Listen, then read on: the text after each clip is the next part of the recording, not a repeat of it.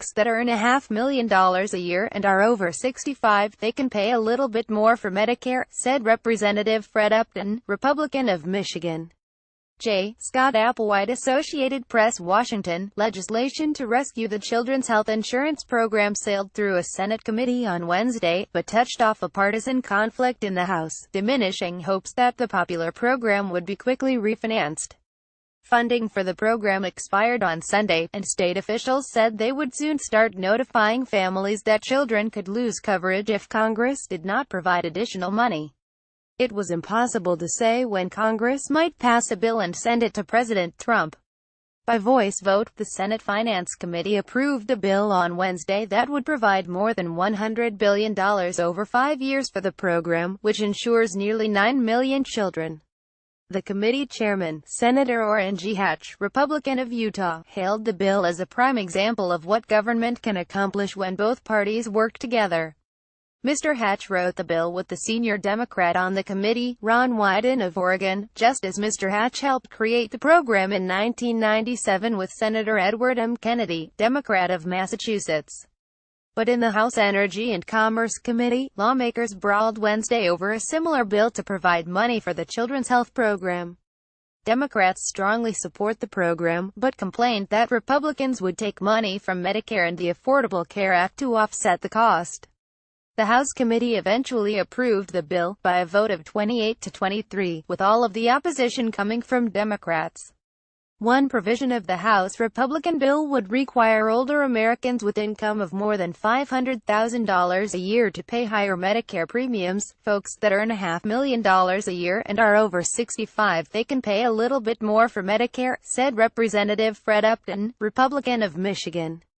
And you know what, if they don't want to pay, they don't have to enroll. That's a choice they will have. The House bill would also make it easier for states to eliminate Medicaid coverage for some low-income people who hit the jackpot in lotteries. Under current Medicaid rules, income received as a lump sum, such as lottery winnings, is counted as income only in the month when it is received. This forces taxpayers to bear the cost of providing healthcare benefits for people who no longer need assistance, Republicans said.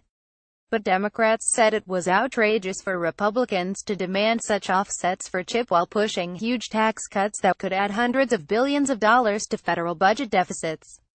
The Republican CHIP proposals will likely mean more delay and possibly no action in Congress until the end of the year as part of an omnibus appropriations bill, said Representative Frank Pallone Jr. of New Jersey, the senior Democrat on the Energy and Commerce Committee. Time is running short. Minnesota received an emergency infusion of $3.6 million of federal cash on Monday, and Utah has filed an amendment to its CHIP plan that would allow the state to restrict eligibility or benefits if it runs out of cash. Minnesota and 2 other states are expected to exhaust their CHIP funds by the end of December, and 27 additional states expect to run out of money by March.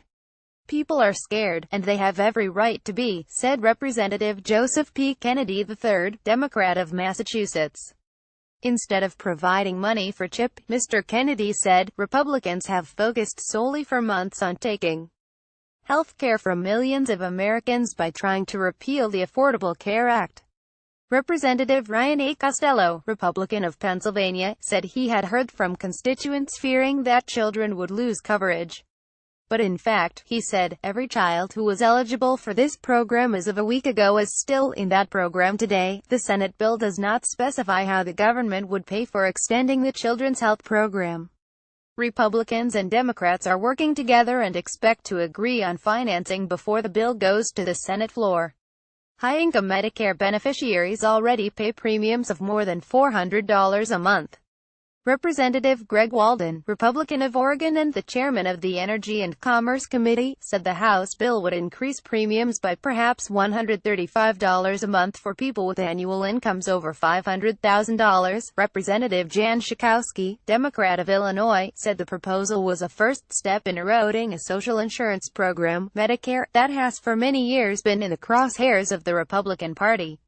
It would, she said, be much better to save money for Medicare by attacking the price gouging of some pharmaceutical companies.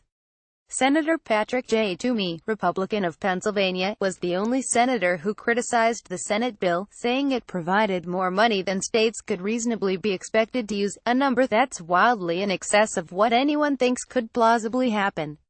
Some of the money, he said, will be available as a slush fund for activities unrelated to health care for children. It is completely dishonest budgeting, Mr. Toomey said. It is unaccountable. It is meant to circumvent any caps on spending. But senators of both parties said that Congress could not wait. If you don't get this addressed in a timely way, you put children at risk, Mr. Wyden said.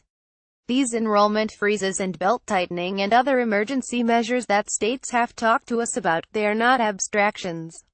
They represent very real problems for kids and parents and families that are walking on an economic tightrope.